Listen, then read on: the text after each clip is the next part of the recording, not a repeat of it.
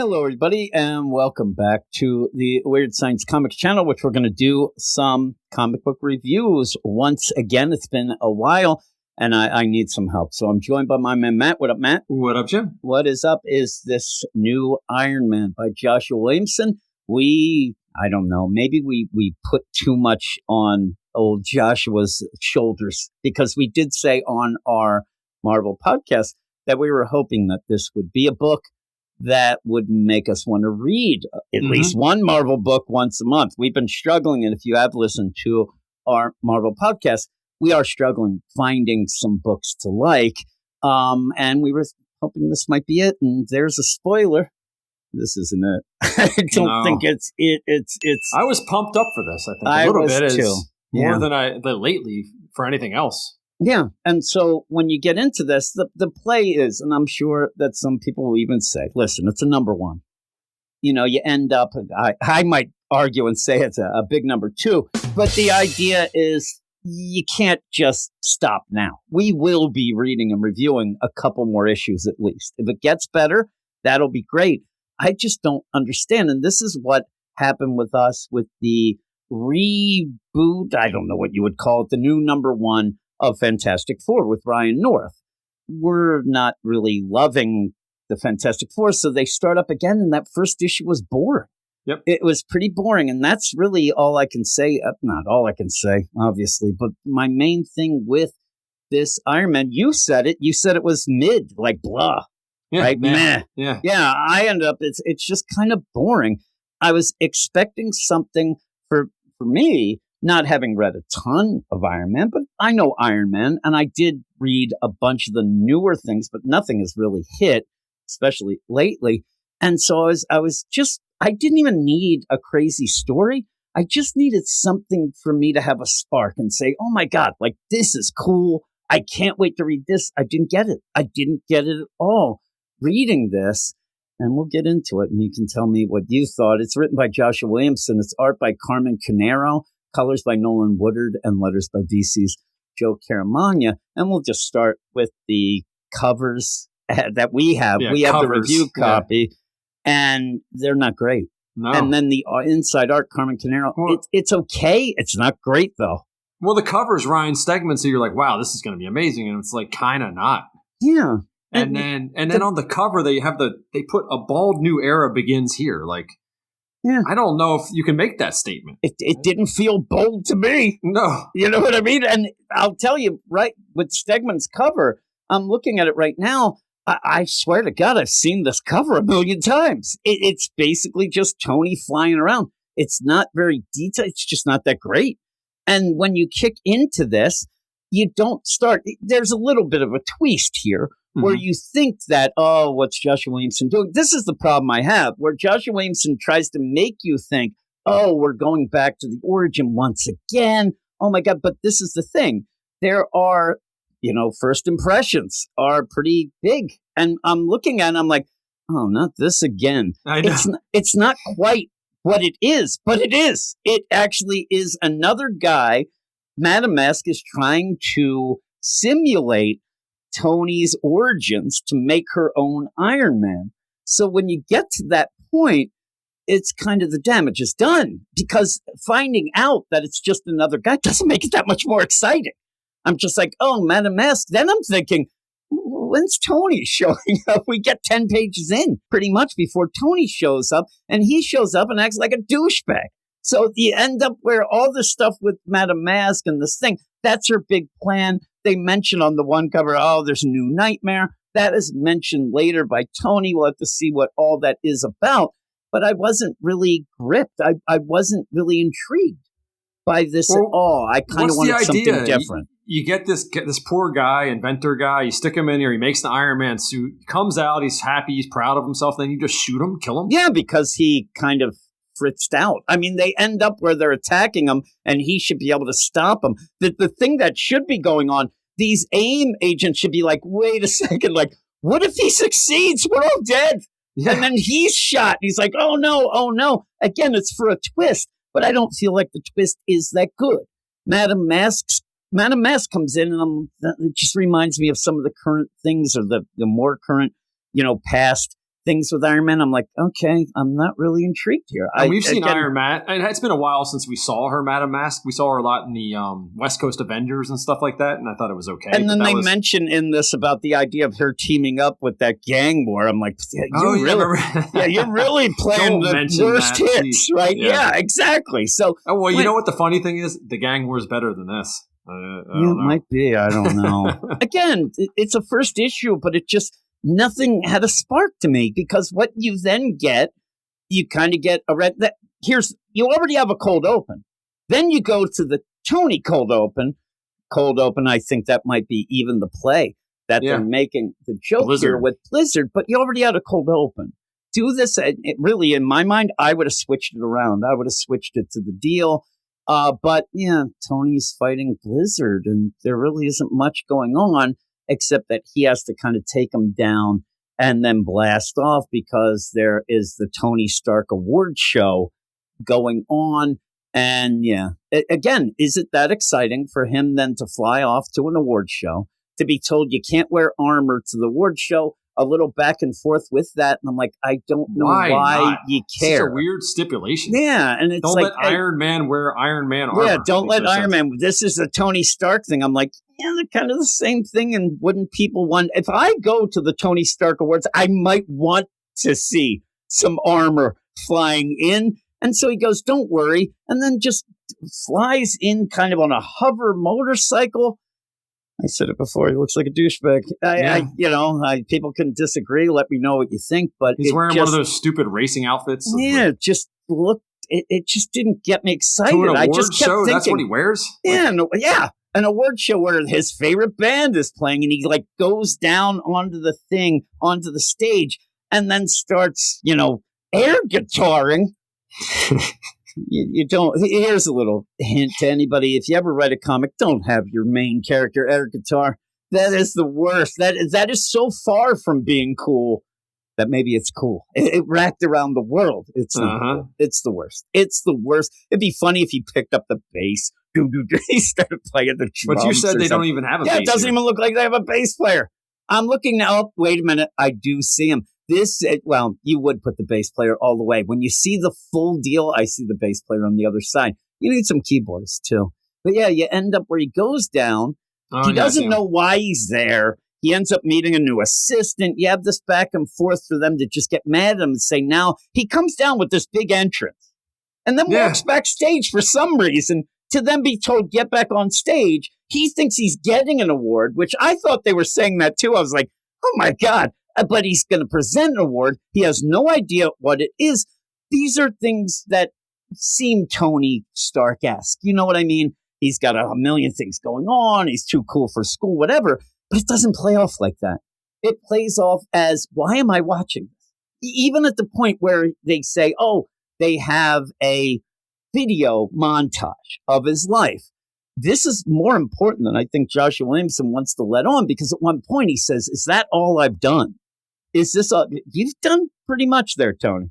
You've done a lot. Obviously, they may not be able to tell all the stuff because it's probably classified. But the idea where he's like, is that all my life is? Mm-hmm. All right. Again, he's worried that his life was too small? Yeah. Tony Stark. Oh, my God. So at this point, what would he think about our lives then? He wouldn't, because he's a douche. But we're almost at page 20 now. That would be the normal size. This is a little oversized because it's a new number one, but we haven't done anything. No, he's got Melinda May yelling at him too. Yeah, Melinda May's going on and on. She's somehow she's like an event coordinator now rather than a spy. Yeah, she went from spy and SHIELD to event coordinator for Tony Stark. She seems to be in with Tony. She was in the last run, that Ackerman run that maybe 3 people read. We forgot about including Ackerman. But you end up where he also has this assistant this Brian guy who I'm sure is going to step up. It's I don't know. But then Tony's like, hey, what's going on? Tony reminds me, it's like he just hits an award show and he's like, okay, what city am I in? All right, Cleveland, I got it. And he goes out and says, I don't need anybody to give me a speech. He doesn't even know what this thing is. And he goes out and he runs into Pepper. This is where I think I was like, okay, you got to do more than just faces, cameos. Oh my God, this is the deal. He goes in, he gets pushed through by Pepper. Pepper's just there as a prop for a little bit later. And then you end up saying, hey, everybody, this should be called the Howard Stark Award, whatever. And then he gives it to this kid. And you end up with all this play. He's met this kid then, who has a huge tie. He looks like a clown. But he says, hey, I can't afford a tie on my teacher's salary. I'm like, what do they pay you? $1.50? You wear a tie every day as a teacher. It's a tie. Yeah. Like, it doesn't have to be a fancy. Like, what fancy tie? It's not a fancy tie. First off, just get a tie. Go to the men's warehouse. Look how long this jacket is. I know, look at this thing. It's the worst dresser ever. I mean, he looks like it's like a kid pretending he's an adult. Yeah. Because of his teacher's salary. So Tony says, oh, whatever. I'm surprised Tony didn't like throw bucks at him and go out, but he's the one who wins. He has some new technology to help teaching. Right? There you go. He goes out and says, this should be named after my father. And then all of a sudden, rat-a-tat-tat, there's an attack. And it's Madame Masque and AIM. They come and grab Pepper. They are, going to go off with her. In the meantime, right before that, Tony's flirting with this chef, one of the caterers. Oh, yeah. This lady comes out and she's like, hey. Bringing him a hamburger. I know that, that's weird too. I know he's like caviar and whatnot. But she's like, I think you would like this. I'm like, how would you know to get him a burger in front? What is that sushi or whatever that's next to him? You see that? Yeah, it's sushi. Looks damn crazy good. I'd be eating that. I wouldn't be eating that burger. Who knows what she's done with that thing? Oh, so he's probably like, I prefer it medium or something. But she's like all into him. You're a dangerous man. Yeah, he's ready to take her back to his room. Yeah, I mean, right before this little interaction, this flirting ends, it gives you the onomatopoeia of what they're going to do later. So bang. And then they go over and there's Madame Masque. And he's like, oh my God, Madame Masque, put that gun down. What are you doing? And they go off with Pepper and he's got to go. There's Jeeps driving around and people everywhere. Oh yeah. They're just driving through crowds and things like that. Guns are firing. One rail gun. Just total chaos. Everybody's dead. Yeah. Right? And the sushi's ruined. I know Gray will be upset about that. But in the meantime, he's like, oh, man, you should have let me bring the armor. Seriously. Well, here's the elevator pitch. It's like, what do you got for us, Joshua? His motorcycle is that suit. Motorcycle That's is a suit. I'm like, what did you say? The motorcycle is the suit. Yeah. It's okay, like, you got it. Smokey is the bandit. Even then, when he comes down on the motorcycle, it's also a hovercraft. Whatever. Whatever and you it's want supposed it to be for I guess. kids, he says. Yeah. So he did say he was going to sell them to kids. Yeah. Well, kids love shit like that. So he's chasing Madame Masque, and he then has the suit. He goes, grabs Pepper, and then Madame Masque blows everybody up because, lo and behold, they're life model decoys. So everything feels like it's like every big thing. Like there, you see that they blow up, and like, oh, it's the decoys. You just kind of like, oh. When I saw that, I'm like, okay, I mean? Life model decoys, okay, whatever. That's what I'm saying. Doesn't it? It feels like there's no stakes, and it feels like it's just not that exciting. It feels like it actually feels like a conglomeration of everything you've seen before, just in a new suit, maybe you can say, but not even that. You said before we started, one of the cool things about an Iron Man thing would be the new suits. I'm telling you. The kid's motorcycle in the suit, that ain't doing it for me. It's not that exciting. Then they have to put out the fire. Then they end up getting a call, and it's like, hey, that old damsel in distress, that was a misplay. That was a distraction. They grabbed your guy, Adam. And what was it? Like Adam Ware. Adam Ware. Yeah, Adam Ware. And I'm thinking to myself, okay, what is that going to end up meaning? Because it's going to turn into hardware, maybe? I don't know. But the idea of Adam Ware, again, he's like, I'm just a teacher. I'm just here. See, if his name was Malcolm Ware, then we could go with it. But yeah, they're going to grab him and throw him in a suit. Again, the big plan, it seems, is just throw him in a cave, see if they can end up manufacturing the heart deal in the suit just like Tony, and then see if they survive. I'm like, you don't have to go through that many steps just to make another Iron Man. There are so many more variables that go into Tony Stark than just that. Yeah.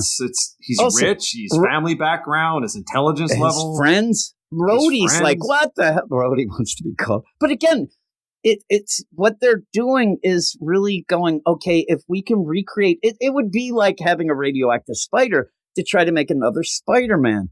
It's first off, it's not going to work, but that is a little more to the point. This whole thing or of being Hulk with the gamma bomb. Yeah, with the gamma. Now, that's the thing I was going to say before. I want to create my own Hulk. I'm just going to throw people into nuclear reactors or blow them up. It's not going to work. But again, it's her who, again, kind of a lover, ex-lover deal, doesn't seem to get what makes Tony Stark Iron Man. And they're just trying to do this in a weird way. But is that exciting? Is that exciting that they are going through? We just saw it at DC, the Green Lantern book, when they were having people just walk into the emotional spectrum to try to make them into these lanterns. It didn't work, and it was kind of boring. Mm-hmm. I don't know why Joshua Williamson thinks that it's cool to just have, a rotating bunch of people in the suit. Plus, this kid's pretty nice. If he ends up becoming Iron Man, is he going to attack Tony? Why? Why would he? I think he should go after Madame Masque. I think he should go after the Men's Warehouse. And, that suit is bad. But wouldn't he just turn on her? But this is a trope that always happens. You have Armor Wars where it's other Iron Men fighting him. But this then is you had other guys that were almost like exactly like Tony Stark in the past that fought him. This has been done before. I mean, it has. That's what I'm saying. It doesn't even feel new. And then when you really, what we know so far, it could change. But again, is this Adam Ware teacher extraordinaire? Is he going to just become bad? Are they? I don't think them lying to him. Are they going to mind wipe him? Because if you're going to do that, why go through this beginning? Right? Yeah, just make a clone and just put him in. Get your life model decals. I'd rather see this guy as like a partner with Tony doing stuff, like a sidekick almost, rather than an enemy. Yeah, like Tony keeps flying into his class, and or an people Iron are like, Boy. "Oh my God, where's Iron Boy?" Yeah, this guy seems like he's younger. I don't know that he'd go for Iron Boy. So they end up where in that they had saved Pepper, obviously. So Pepper. Why did Pepper have Black Widow weapons? That was weird. I don't know. Maybe she said that. she had some stingers though. Yeah. She was in. I know she has Iron Man armor. I guess she just didn't. Yeah, she was pissed that she said, "I wish we could have brought armor." I'm like, the armor can be so concealed, right? Yeah. I mean, it was in a motorcycle. You could have it in a briefcase. You could have. You don't have to not bring it. It could just be flying around as a drone. It's or one something. thing to not wear it, and that's what I was going to say. Even if he didn't have it in the motorcycle, he presses the button and it comes. It comes immediately. Yeah, says like me. So you end up with Melinda May, and you have Melinda and Pepper. They end up in again. Is it that much of a wow idea that they have to like really go with? Isn't this where the Hulk? Yeah, it is. It is. Oh, well, couldn't we get hurt? No, Tony says we won't. Okay, move on. That's what a lot of this seems from the radiation. Yeah, it seems to be that. And then they go and you got to see bare-chested Tony. I guess he has his money back. Maybe that happened. He's got his money and his abs. So they go in, and even then, like, you want to hear something that's going to blow your mind, everyone? Tony likes to listen to loud rock and roll, as Pepper says, right? I mean, is it not going to, if you had this on a TV show, it would just be AC/DC again. I was going to say it has to be That's AC/DC. what it would be. So again, it's like, it's not going to be heavy That's what metal. I'm saying. No. I just, every time this ends up, it's probably, the heaviest he's getting is like Metallica or maybe like Megadeth or something, but it's more likely to be. They're like, he's listening to that loud rock and roll, and it's like the Bay City Rollers. And it's like lame. But yeah, he's there and he's like, I like to listen to loud music because it takes all the noise out. Okay. Then he's doing Minority Report shit with his stuff, and on everything is just like generic. And he says, I got to look to see what's going on here. Then this is the thing, too. You know Melinda more than me, right? Mm-hmm, mm-hmm. How could she go through? Because she's like, oh, it wasn't just Adam who got kidnapped. A bunch of other people did as well. And she goes, I don't see a pattern. And then Pepper goes, I do. And she's so enlighten me because I see it. They're all the people that were up for that award. Of course she would see that. She's not dumb. She was organizing the event. She would know so fast. She's so smart and figure stuff out in 2 seconds. It would take 3 people to see. You would make that connection, 2 or 3, and then say, oh, wait a minute. Let me go check. Oh, geez. Right? And she's like, I don't see anything.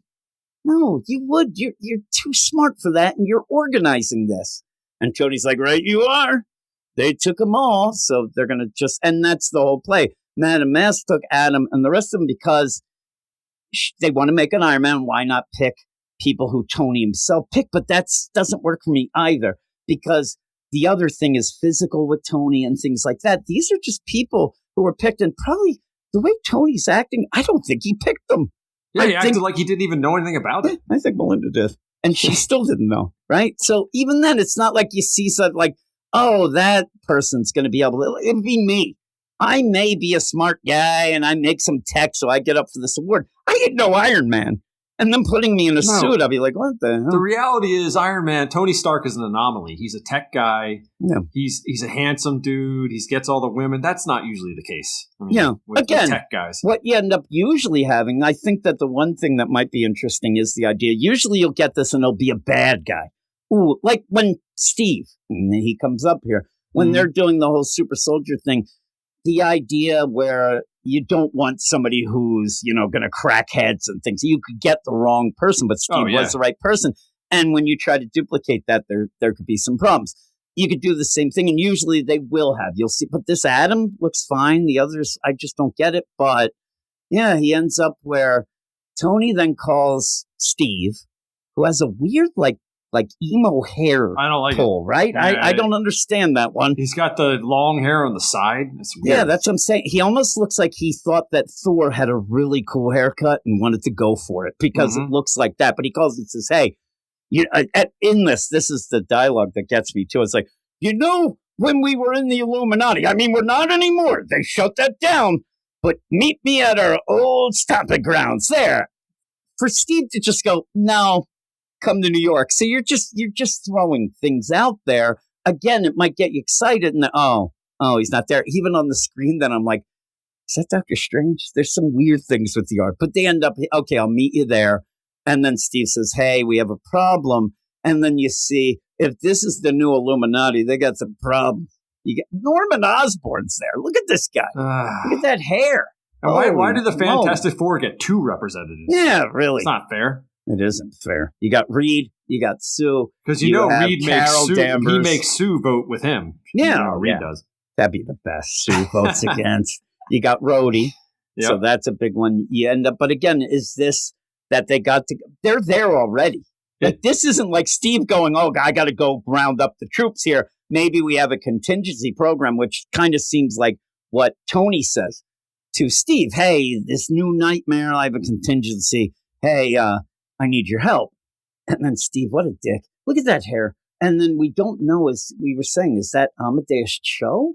Or Peter, you said it could have been. Peter, but it doesn't look like Peter's face, but that might make some sense. And again, Norman's just voting. If it is Peter, he's just voting with Peter because he wants to pretend he's good. But Norman must be the money man.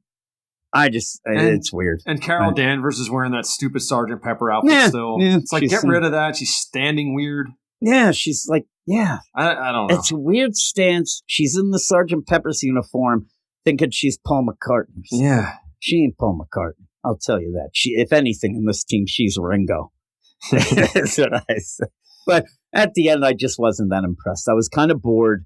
I was kind of thinking, mid. I was thinking the idea of everything that seemed to be set up to be a wow moment.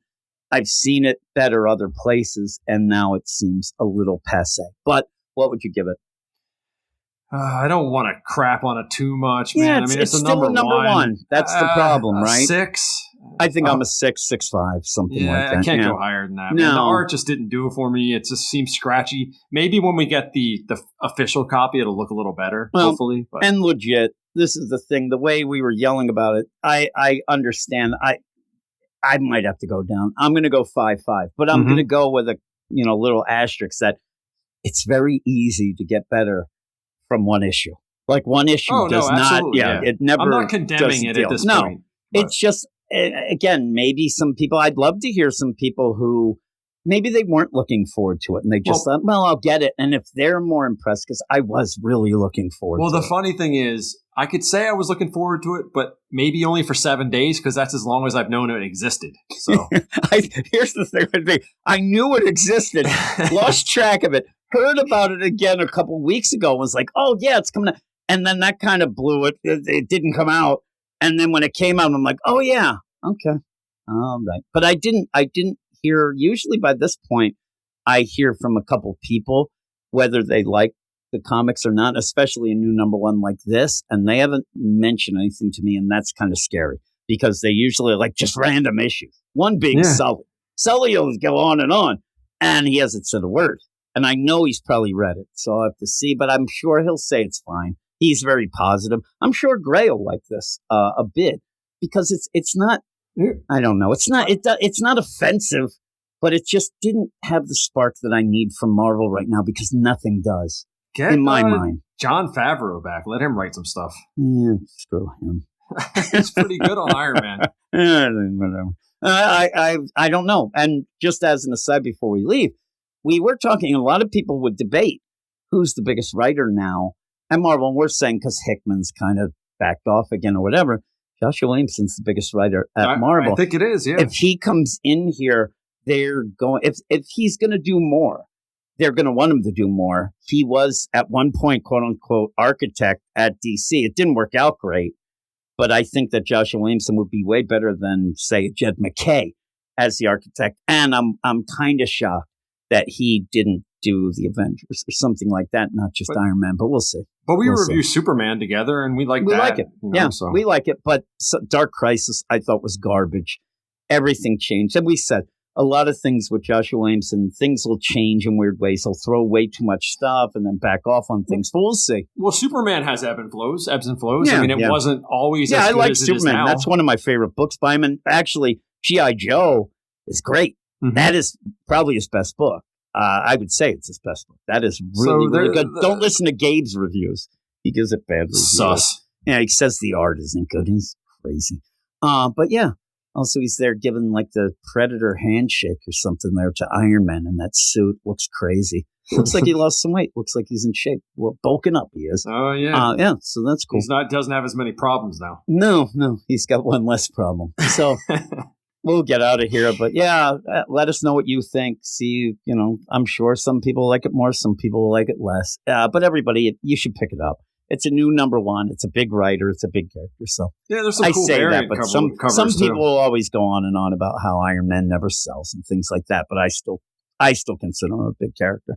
But yeah, check it out. There are some cool variant covers. There's that Scotty Young one that's pretty cute. Mm-hmm. I didn't look at them all, but I saw some of them. But thanks for joining me, Matt. Thanks everybody for listening. I hope you liked our reviews. We'll be back probably a little not as long. This is a new number one. And it was an extended issue. So thanks. Let us know if you want us to keep doing things and what you want us to review. That'd be cool as well.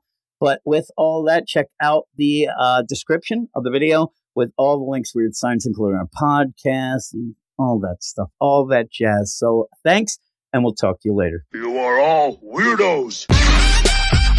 Weird science is the revolution. Weird science is the revolution.